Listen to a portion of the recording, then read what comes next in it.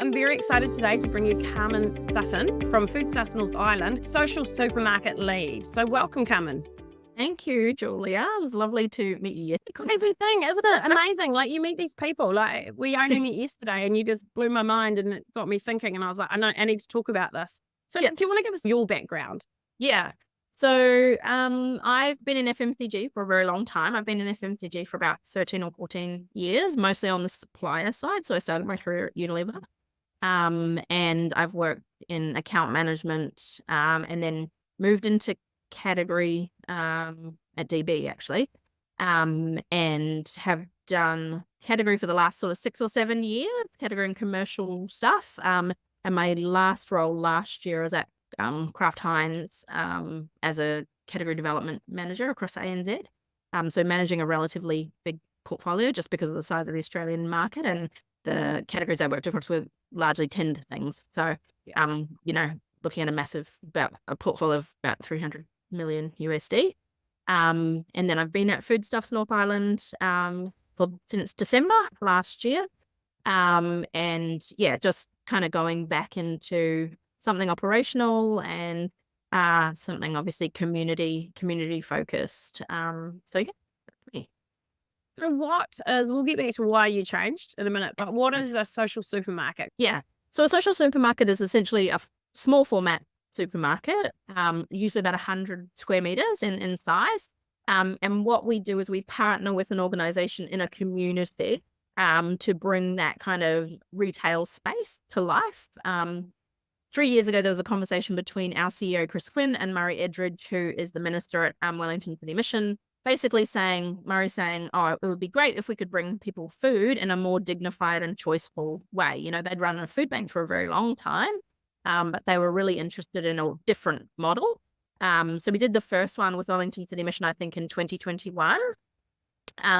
And we just kind of waited to see what the feedback was and kind of, so it was about 18 months before we did another one. But the feedback was so good from that first one, we felt like, oh, maybe this is the thing, like we might be on to something. So what we learned from food bank feedback was that one, food banks actually generate quite a bit of waste. So lots of people get things that they don't like or their kids don't like, or they don't know how to cook, those sorts of things. Or they're staying in emergency housing and there's not proper cooking facilities. So like you can give them lentils and rice, but they don't have anything to cook that on. So they've only got a microwave. So there was a lot of feedback around that. And then there was a lot of feedback just from the shoppers themselves. And we always do call them shoppers themselves around, like how much it brought to them to be able to say to their children, oh, I shopped today, that sort of stuff. There was a lot of dignity in being able to have that conversation within their own homes and to be able to choose what they wanted, and for their kids to be able to have sort of these normal lunch boxes, right, that look like every other kid's lunch box out there. So so we did that one, and then we quickly kind of followed. Our ambition is to get to 25 in the North Island, and it has been that for a wee while. We're looking at hopefully in the next 2 to 3 years. We just opened number 12 the other day. And the reason we do it as a partnership is because we at Foodstuffs only ever came into this as the retail, like we know about grocery and we know about retail, right? And we have the advisor, right? Like the experts. Yeah. We don't know your community and we don't know the people who need the support from you guys. And that's what we're looking for with the community partners, for them to say, hey, these are the people we can actually help. We're also looking for partners who have other services, right? Because the reality is that food is not the problem, right? It is a symptom of a much bigger problem. Yeah. It might be a domestic violence situation. It might be a housing situation. It might be a budget situation. Lots of different things. It might be mental health, The food part is just to alleviate some of the pressure in that household and to generate conversations kind of in a much less guarded manner. So what we find is that when people are shopping in the social supermarket with their trolley, and they've got the support people there with them, they are much more likely to engage in authentic, open conversation without all of the guards that you put up if you are sitting down in a face-to-face with someone quizzing you about what's going on with your life and why you're in this situation, right? They will just share stuff just generally that they wouldn't have shared in a different environment. And so it's really been great for that. Like, the feedback that I've had from a lot of the partner organizations really helped them to target their support at the actual issue, and to actually, help people with what they need. Then they've got the security of having some food as well. And I think when we were talking before offline, but again, it's that choice, when I was walking around yesterday and I seen cleaning products and I seen shampoos and feminine hygiene products and all these things, I think we forget sometimes that when you can't afford food, you also can't afford all these other things. Yeah, those are the more higher priced items, right? Like, a tin of baked beans is relatively cheap, but a 24 pack of toilet paper or, a whole lot of Dettol or, hygiene products, nappies are expensive, those sorts of things are the things that people, and hygiene poverty is a real thing. Like the guys down in Wellington City Machine told me that they switched from roll-on deodorant to spray deodorant because as a household, you can use spray deodorant. The whole household can use one container of deodorant. But if you've got roll-on, that limits the amount of people who are actually able to use it. So we're talking about whole families just relying on one can of deodorant because that's what they can afford. Yeah, and I think again it's that's the dignity thing too, again, isn't it? So it's, I think I talked about it yesterday. And look, I just want to, for those listening, I chair Meet the Need. It's a charity that's or food supply charity, I guess, that is involved supporting in a small way with two. We want to get into more of these. And but again, I think, I remember my mum crying like with shame when she'd get a food bank parcel. And it is hard because if you get something like, you don't get milk, but you get Weet-Bix, and or you get something, as you say, that you can't cook. And I know there's people out there who've never been through this, and good on them. Like much respect. But when you get something and you're hungry and you don't know how to cook it, that is actually double demoralized. So being able to choose is so important. Yeah. So our range, the way we've crafted our range at the moment is we've taken the top 4.4% of items sold in New Worlds in the North Island and 6% of the items sold in Pack and Saves, and we've just kind of merged those together. So our range is about 750 items within the stores, and then they obviously can flex that range for what suits. But yeah, so running a range of about 750 to about say 1,200 items in a store, depending on we've had places where people like the fun or they don't buy tinned fish because they have fish in the sea, so things like that, right? So just some small things that allow people to cater the range to what their shoppers actually want.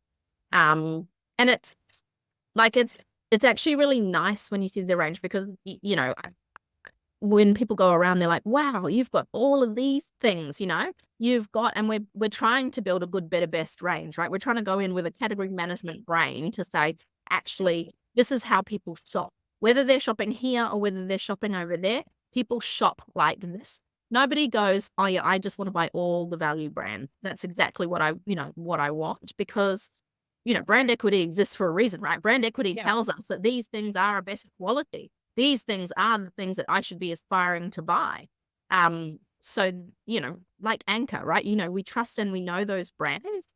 And our thing is that if every New Zealander can have access to those brands, then so be it, Well, look, it's not every day, is it? It's still limited. And most of them have a limit on the number of times you can shop per year. So,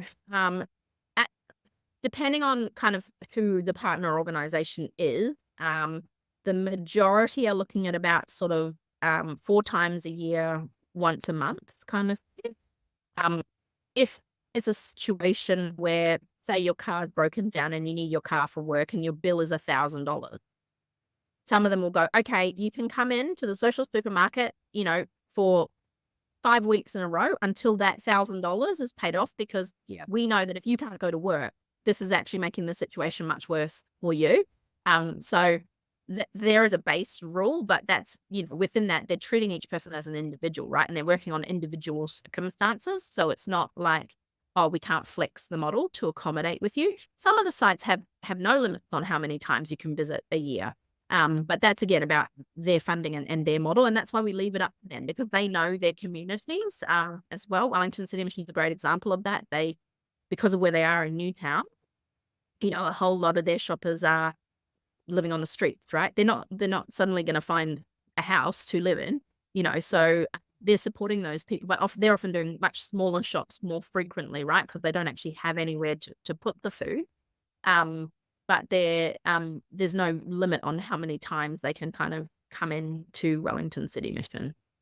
It's pretty cool though. And I mean, again, I think I sort of, for people who don't understand they still give some money, don't they? So there's Yeah. situations where they pay a nominal fee and they get points, and then with those Yeah. points they can shop. Yeah. So we run 3 operational models. One is the no cost model.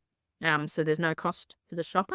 That's and the choice around the operational model is the decision of the community provider, right? We just say these are the 3 models that are available to you. There is a no cost one. There is a flat fee one. So everybody, regardless of how big your household is paying exactly the same fee. Kaitaia is an example of that. Everybody pays $15 to access the site. And these are access fees. They're not for the groceries themselves. They're access fees to support the charity to maintain it.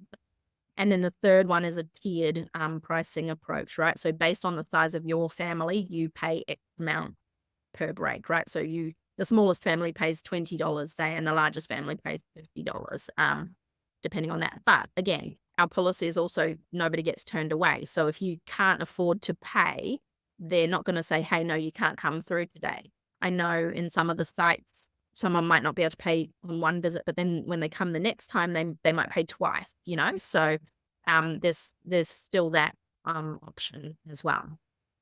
I learned two new words put together, working poor yesterday. And I guess, again, I want to reiterate with people that it's often people who are working that are using these. I think people think it's, I can't be bothered getting a job. I think there's some really interesting perceptions and bias around who they think uses these. But these are people who are working. They could be working multiple jobs and things happen.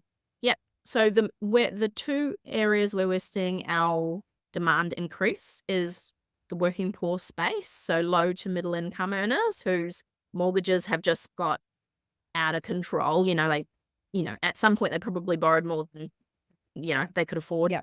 And then things have just caught up with them. Rates have gone up. I know on the East Coast, interest rate, or not rates, actual rates for your house and your insurance have kind of doubled since last year, right? The cyclone happened, and no one who thought that they'd need to come up with an extra $1,500 each time, they paid their insurance. And then pensioners, that's the other place that we're seeing growth in. So those guys are obviously on a fixed income. They have no way of earning extra money. Their money just has to somehow go further than it ever has had to before. I met a lovely old couple yesterday, and they at the Whakatane site, and they were saying, when we get the big bills, like the rates or the insurance, they're like, we just basically don't eat for that week because we put all our money into paying those bills. So I think, there is a perception that it is, beneficiaries or people who don't want to work. More and more of my sites are reporting that actually it's probably more 70% the working poor and pensioners, and kind of 30% beneficiary. I know down at our site in Napier, they actually have put on specific days. So theirs is a really interesting model in that they run these specific days. So they have like an aged person's day once a month. Last month, they did 33 people through on one day. And they come on their little scooters and they line up, and it's really darling to watch. But for them, it is also a day out, to be with their peers and to be shopping with their peers as well. Feel supported. Yeah, exactly. And then they've also got like a day a week that they give to community nurses. So they have like Thursdays became a day for community nurses, plunket nurses, those sorts of who are working, who are, have been to university, who are well educated, but the money that they earned can no longer sustain. And if you think about regions like the Hawke's Bay or Gisborne or even up here or even Northland, last year the cyclone cost people a lot of money, and the floods, Auckland floods, right? They cost people a lot of money. They still have that, they've all of their savings, everything went into fixing that problem. This is regardless of the fact that you had insurance, because insurance didn't cover everything. Yeah. Now this year they have to watch every single penny because the buffer's gone, right? One thing goes wrong and the whole apple cart tips over, essentially. Your car breaks down, and all of a sudden, or one of your kids gets sick and you can't work for a week or 2 weeks. A lot of kids at the moment are being hospitalized with RSV. People are having to take longer and longer time off work to be able to look after them. And that's money that they're not earning, So it is putting them into really difficult situations where all of their savings are gone and they're reduced hours of work. Someone might lose a shift or become redundant, Yeah. These are real things that are happening to people every day. And it's sometimes a knife edge, isn't it? Like if you're already kind of teetering and you lose one income, it's, and look, it might even be just a short term, like maybe you get another job, but then you know how it is with how they payrolls. You don't get, if you get paid monthly, it could be 3-month gap between, losing that job, getting the next job, and even getting paid. Yeah, and even if you turned up to WINS and said, hey, I've lost my job, I'm redundant, blah, blah, blah, it is a 6-week stand-down period. So there's no money. It doesn't, even if you're like, hey, I just need money in between, changing from this job, moving into this job because I've been made redundant, well, you've got to wait for 6 weeks before anything is available to you. And what do you do for 6 weeks? Not pay your electricity, not pay your mortgage, not pay your rent, not drive your kids to school. What are the options here? Yeah. And that's the worst thing too. Like I did this week's podcast or last week's was with Cameron Baggery, and he talks about, the concern of education. So all of a sudden, and he talks about poverty actually creeping into the schools where the teachers actually struggle to manage that as well, because they shouldn't have to. They're not set up for that. They're there to teach, not necessarily, deal with kids who come to school hungry or probably haven't eaten in a week or whatever. So these sorts of things are so important in communities, aren't they? These social supermarkets. Totally. Like if kids don't eat, they can't learn. We all know that. Like, it's not a secret. But it doesn't mean that there are not well-intentioned parents out there doing the best they can and still not being able to make it work, So that's just real life, I sit on the board at my kohanga, my babies go to kohanga. And I sit on the board, and we as a exec team last year noticed the amount of food in lunchboxes was so different versus move away, please. Was so different versus what it was the previous year. So we actually put in a lunch program. Like we got a grant and we put in a lunch program because we were seeing kind of our 2-year-old end up with one yogurt in their lunchbox, and nobody said anything, and nobody, but nobody wanted to say anything, right? But, because their own shame and stuff. But it was just visible, the reduction in food available to our children. I think too, people need to realise that shame actually is a horrible cycle. Yeah. So it gets actually, I know with mum, she would feel shame. She would get so upset, she sort of drank a little bit and then she'd drink a bit more, and then it, and then it becomes really hard, and then when you get a little bit of money, you do kind of can be not frivolous, but you kind of get excited. Shame is real. Also that idea that like, if my kids always miss out, if they never go on the school trip, if they never have ice cream in the fridge, if they never have a new pair of shoes, when I have a little bit of money, okay, I do want to be able to just be like everybody else, right? I do want to be able to just be like, hey, I'm gonna buy biscuits and I'm gonna buy, ice cream, and we are gonna have a treat, because I don't know if I'm gonna be able to do that next week or the week after or the month, right? And I don't want to take away from the beautiful social impact. It's important that we have a real commercial lens across it. What's Foodstuffs' role? Like obviously the guardrails of what we qualify, as a social supermarket, right? This is the type of site we will work with. We're looking for community partners. So in the community partner space, the minimum amount of time I'll work with someone before we open a supermarket is 6 months. So basically, a lot of people apply. Like I must have talked to about 30 organizations this year already, who are like, I want to do a social supermarket. But we spend a lot of time. That sounds easy. Yeah. We spend a lot of time being like, okay, do your values and our values match? Okay, so if your values and our values match, then we move to the next phase is, okay, so what does your organization do in this community, right? And what would the social supermarket enable you to do, right? Because what we want is impact. Like that's what we're really looking for, right? We want to go into locations where the need is great, but also that you can get at least 50 shoppers a week through our site, right? That's what we're looking for. So if you're in a very small community and you're only going to get 10 people through, our thing is like, this is not really the right model for you guys. We need it to be about 50 shoppers a week to create impact. And can you as an organization support 50 people a week, right? Because we're wanting to go deep rather than wide with the with the services. So there's that element. Then we obviously have a dummy P&L that we've created. So as we move through we're like, we've ticked a few boxes. We think this is you're the right partner, you're in the right community, that sort of thing. Then we move into that kind of commercial stage where we go, okay, so this is our dummy P&L for if you are serving 50 shoppers a week, if you are sticking to the range that we are recommending, if you are, say you're going with the tiered model, right? So we're putting in the tiered model access fee in there as well, to contribute to your P&L. This is what we think it would cost you to run this site for 12 months, right? We sign them to a 3-year agreement. So as part of our agreement across 3 years, we don't want them to feel like, hey, we're going to set you up with this thing and we're going to give you and then we're going to go on. That's actually quite scary, I think, for people. So we are signing a 3-year partnership. Obviously, we want to extend those, but we think 3 years gives everybody time to work out, like, is this working for you? As part of that agreement, we pay for all of the fit out. So we do all the fridges, all the freezers, the shelving, all of that stuff. I didn't know that. Thing. In our opening cost, and then we pay for first fill. So all of the groceries that are in there to fill the site, we pay for, and then we have an ongoing contribution to their running. But each year we pay that, in the financial year, but that's, like not enough to run a site, right? It's probably a quarter of what they need to run a site well. And we account for that in our P&L. And then I've also got one of my sites who wants to remain anonymous to utilize a 6-month P&L.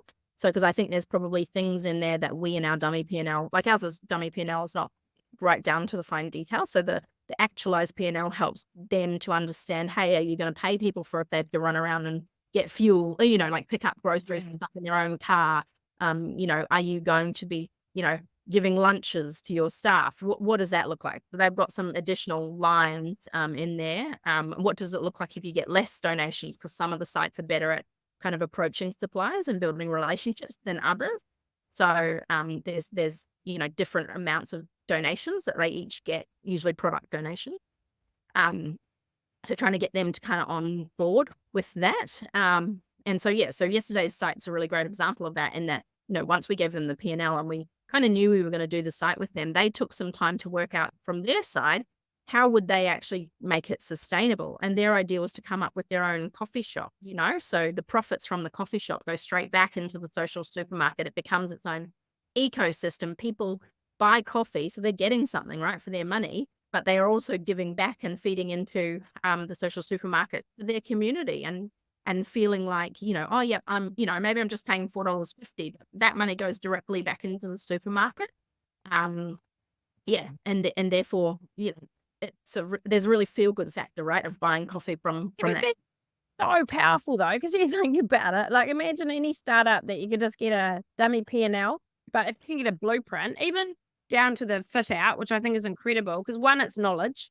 So one, it's like, we're going to need a building that this availability, this power usage, this energy, blah, blah, blah, right down to that detail. Because that's the thing that hangs people, right?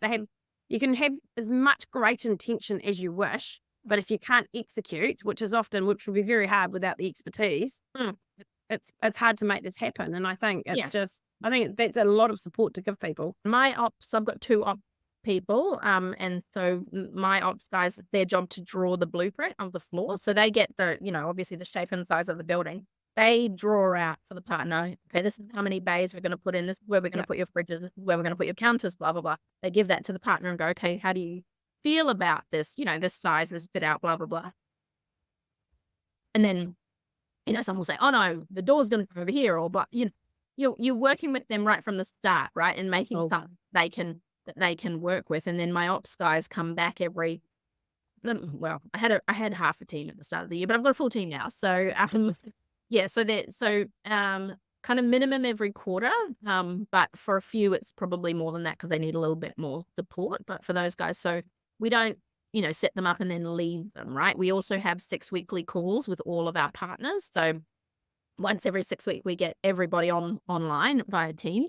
And we just have a conversation. We get actually the sites to lead. So each site would be, last time it was Wellington City Mission, they were in charge, of the conversation. But so we're building a community within that community, right? So they can actually share knowledge with each other, because some are 3 years in and some are a month in, so what are the things that you might come across? How did you deal with that? What's it like to deal with this supplier? What grants have you been able to access? All of that conversation that we don't, as Foodstuffs, know. Our job is just to host the meeting and bring the people together, and then they are building that knowledge themselves with each other. And that's a gift in itself to give people. I know, yesterday in Whakatane, they employ the locals. There's just people that may not be able to get jobs, that may have criminal record or whatever, or may not have worked, or just giving people a chance to actually get some runs on the board as well. Yes, they work a lot with gang families, right? That's that's their target market. But and they've had quite a lot of success with that, and I think even because it's really interesting, right? We come from a very corporate environment. We come out to these communities and we try to be really not fazed by anything and not judgmental, right? We're not here to tell you how to do what you're doing, but it's a really interesting conversation that I often have with my team, outside of the confines of that space around how are you feeling about this? What do you, and we come up with all sorts of different situations, right? People in all sorts of different situations. And often for my team, particularly for my younger ones, they've never really seen some of that stuff before. It's not really been part of their reality. So, not that they have any ill feeling, but it's just a really interesting conversation post to be and particularly around gangs. People have lots of preconceived ideas around why people join gangs, why they're in gangs do, all of that sort of stuff. I think a lot of people get into gang when they're really young, before they actually consciously make the decision. Gangs are very good at, knowing who they can bring in, and how they can get people in, or without them being very aware. And once you're in, what do you do? And if you don't have a strong support network outside, these guys are your support network. They are your family. They provide for you, food, shelter, all of those things that perhaps no one else is doing. So, I think it's very situational, and it's, if it's never happened to you, great. But that doesn't mean that you are in any way better than anyone else who's, been in a difficult situation. Totally. I mean, we're just animals, right? That's what we forget. We're an animal and we want to be in a herd. And, exactly. I think it's very difficult. I don't criticize anyone in this, and I think it's awesome. But if you come from a very strong family background where you have been nurtured and looked after and directed and guided, it's probably very hard to imagine someone who grew up in a household where the parents, and I don't mean that they didn't care, but I mean that they weren't in a position to be able to nurture, because I don't know, something may have happened in their world, or trauma or whatever else. And I think, again, mental health is important, right? If you're dealing with, if you're a parent dealing with mental health and you're not getting the right kind of help, you're not going to be in a headspace to care for children. And people have mental health breaks for lots of different reasons. We don't know. That's, I think, the point. And that's these guys over here, Waiariki, they're basically saying, we'll help anyone who wants to be part of what we're doing, we will help you. But they're also not fools, right? They're not oh, we'll let you take advantage of us. They have a very, strict model around how they engage. The expectations on you, they're teaching you things about, because a lot of our gang whānau are from Māori backgrounds, so, they're bringing you back into Māoridom, so, they are connected into their maraes. They do kapahaka. They do, teaching them. They give you a different family, right? So they give you a different tribe to connect with. Yeah, and then maybe these young people, because they often are young men, haven't had that, growing up. They've been very disconnected for whatever reason. This is just reconnecting you to what your family would have done for you when you were young. It gives you a purpose, it was, and I love their hard line. I did love that whole, yesterday it was very much about helping those who want to be helped, and it's not charity. I didn't see it. It was, it was respect and dignity. It was around more than food. That's what I love. The whole concept was more than food. This is around giving people an opportunity to better their lives. Yeah, and a lot of our sites do. I think the working thing is interesting, because a lot of our sites do the return to work program. I never know, flexi wage. That's what it's called. with the government. So people who've been long-term unemployed can often come and work at the social supermarket for an amount of time to get some, skills, right, around, restocking shelves, ordering replenishment, serving people, customer service, all that kind of stuff, using the flexi wage program. And then they will often move from that to getting kind of a permanent role within the community organisation. So it is providing a vessel for people to come back into work who might not have been working for some period of time as well. So pathways within pathways, right? There's the people we're helping who are the shoppers. There's also the people who we might be helping who are the volunteers, right? Within the business itself. So yeah. So for you, like you've obviously had an incredible corporate career, like it's very successful. And I mean, FMCG is an incredibly fast paced and insane. I don't know how you do it. What was the change? Like what triggered this? What inspired you?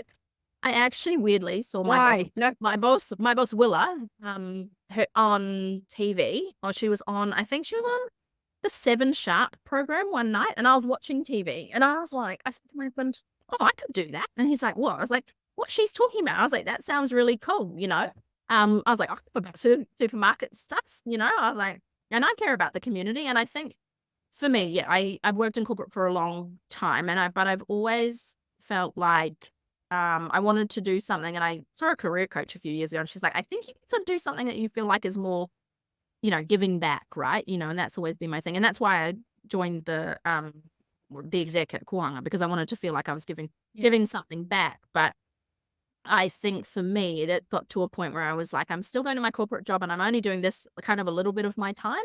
So when I saw Willa on TV, I just felt like, oh, this is the job I'm going to apply. And then couple of months later, it came up in my LinkedIn. It was like, oh, we're looking for a social student. I was like, that thing I saw on TV. My husband was still like, you're actually insane. And I was like, no, I'm going to apply. I had a perfectly good job. And I'd actually moved with my boss from one organization to another. So I'd been with him for quite a long time. And so I applied. And anyway, I ended up getting the job. It did take a little while. And I was really like, no, I meant to have this job. Why is it not, so for me, that was the switch. And then actually, but getting to be with the communities. But because my concern was always, I couldn't work in community because I don't really know that much about them. I know this corporate stuff over here. So I feel like it creates this awesome balance where I can be like, yeah, okay, I'm still working in a corporate role, but actually I'm using some of that knowledge to educate people, to help them to kind of, move forwards in their journey as well. So, yeah. And even when I resigned from my old job, my boss was like, I know that this is like a hard thing for you. And he's like, he's like, there's really no way for me to argue. So, yeah, It's paying your skills forward, isn't it? You know that you're going to help more people by paying it forward. And look, I don't want to, again, take away from the social side of things, but we've got to stop just having good intentions. Yeah. Because often that just ends up costing a shitload of money, and there's a lot of waste, like I love the food banks, but as we talked about earlier, there is lots of waste at times. Yeah, they get shitty food that they have to pay to throw away.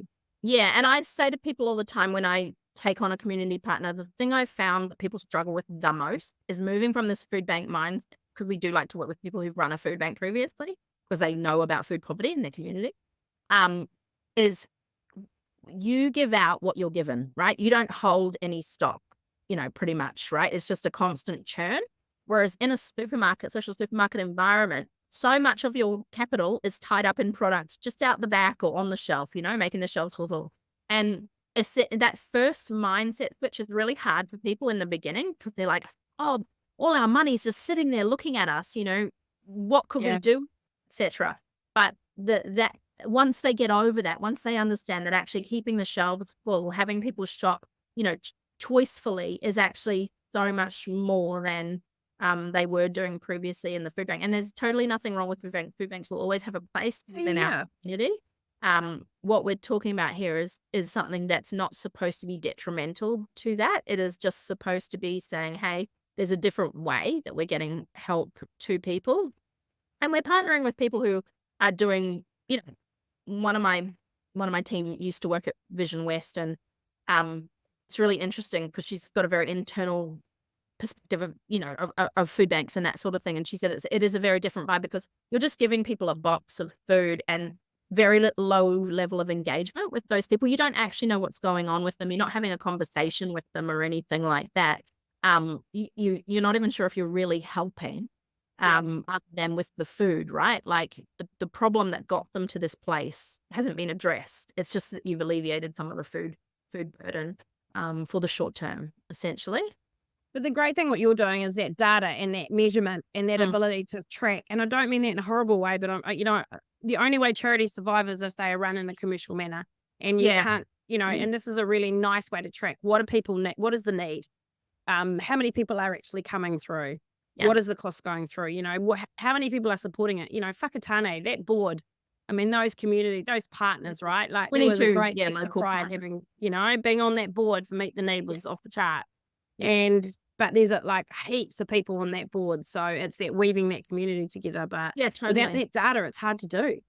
Yeah. And I come from a really data heavy background, right? I became a category manager because I was really interested in finding stuff out. I'm very curious.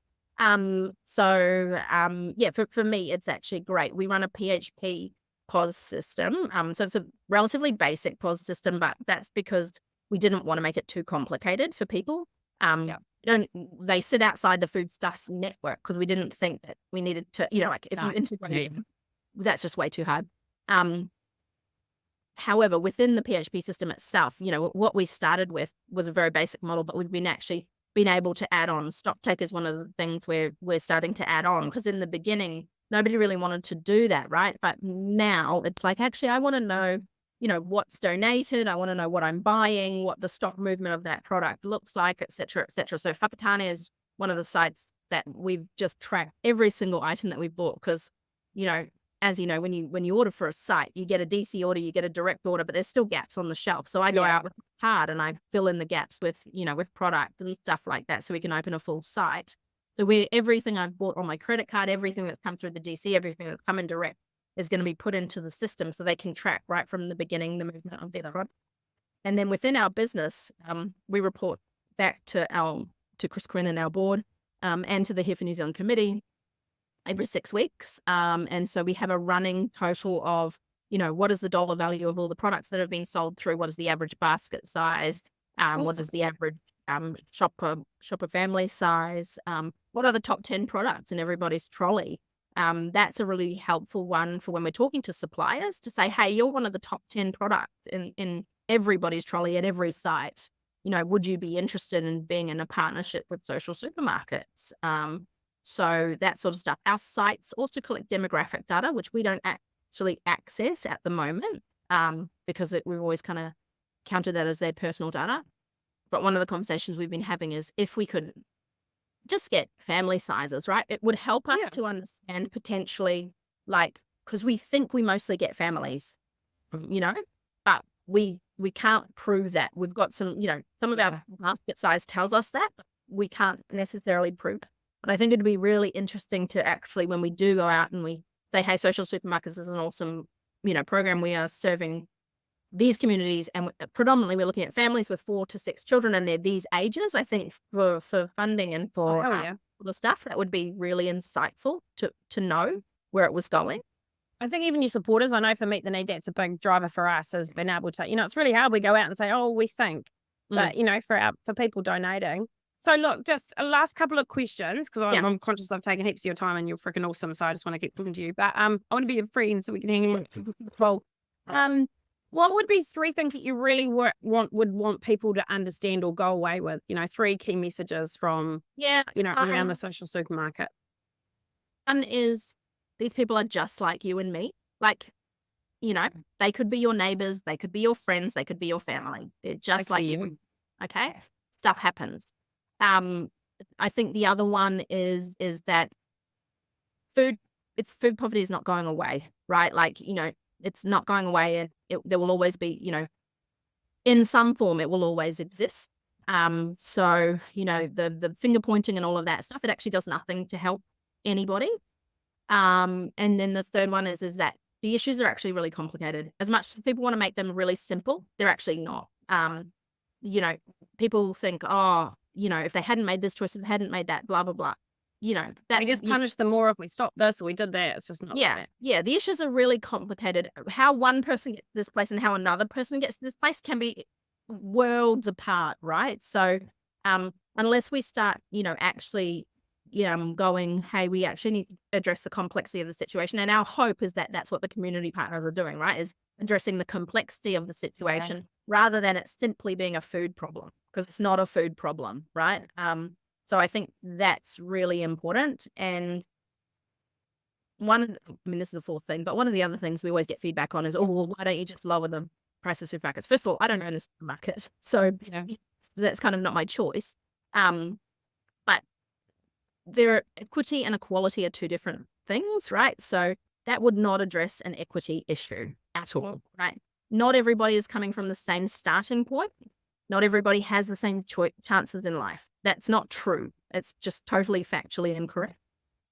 So I think what we need to understand is that equity is very different from equality. And unless we start recognizing that equity is a thing that we actually need to work towards, we're never going to get anywhere as a society.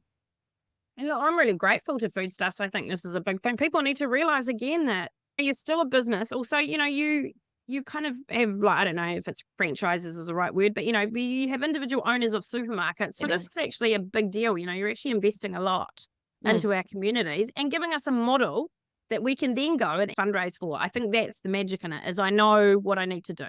You're giving me a model. And we talk about it because we're really passionate. Well, I'm really passionate about it. We had a chance last week to go and speak at the Unilever conference.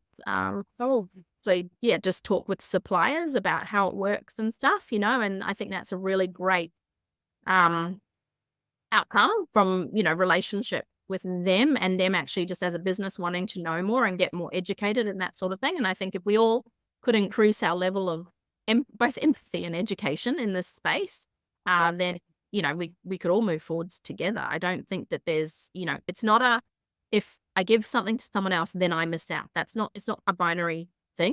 And I think we often operate in that very binary, lizard brain type situation. That's not how this works, right? We can lift each other up without it actually costing you very much. Like if you go to Resilience Cafe, that's going to cost you the price of a cup of coffee, which you were going to buy anyway, just from somewhere else. Yep. And also if everyone gives a little bit, if Unilever gave a little bit of leeway on some product, you do, other suppliers, imagine what that could do. One last question for you. What is your greatest wish for this initiative? I guess that we don't need them. I know that, but I don't know what I would do. I'll have to find another job. I have to go back to being catering manager. I guess that we don't need them, that people aren't in a situation where this is their reality. And I think this is another myth to bust, is that there's often that, they're just taking advantage, they're just going there because they're getting free food. And I always say to people, like, if the worst thing that's happened in my day is that I accidentally give someone some free food who didn't deserve it, that's actually not that bad, because there are much worse things happening around the world. Like I came in with the intent to help people, and you as a community group came in with the intent to help people, and we're still doing that. Our intent is still exactly the same, no matter what response we get to that. So I think, if we didn't have social supermarkets, if everybody had the opportunity to just live in a way that was sustainable, like that they could choose, that they didn't have to go without, that would be my ideal. Yeah, I know I read one farmer wrote once and it drove me nuts. And he was like, people just need to spend less than they earn. And I'm like, I'm really sorry. I get what you're saying, but the reality, that's not real, you know? If you're spending, $20, $21 an hour, that doesn't mean that the price of petrol is less for you. That doesn't mean that, the school fees are less for you. That doesn't mean that electricity or water or any of those things that everybody pays is any less for you. It just means you've got something to start with. Yeah. Chances are your car is going to break down because it's probably older and ricketier, and it's probably, unfortunately, the likelihood of other things happening are harsher and harder. Carmen, thank you so much to you. You're amazing. Zalara talked very highly about you, and I was so excited to meet you yesterday, and now this just reconfirmed it. Huge thanks to Foodstuffs North Island. Again, I know that the supermarkets get beaten up, but what I have witnessed is quite amazing. Chris was there yesterday. I mean, I'm sure the guy has a bazillion things going on right now. Yeah. And it's not easy to get here. I mean, he was there and he was engaged and he stuck around. He is our exec sponsor for the program. So he does come to every single opening. He speaks at every single opening. I make my openings around his availability to be there. So he's very invested, from that perspective. And I think that for us, that's really awesome to have someone who's, it does mean that, we think, oh, yeah, our program, like people might listen to us when we ask for things, Yeah, but it does make a difference, right? Yeah, totally. Yeah. Well, thank you so much for your time today. You're awesome. Right. Thank you.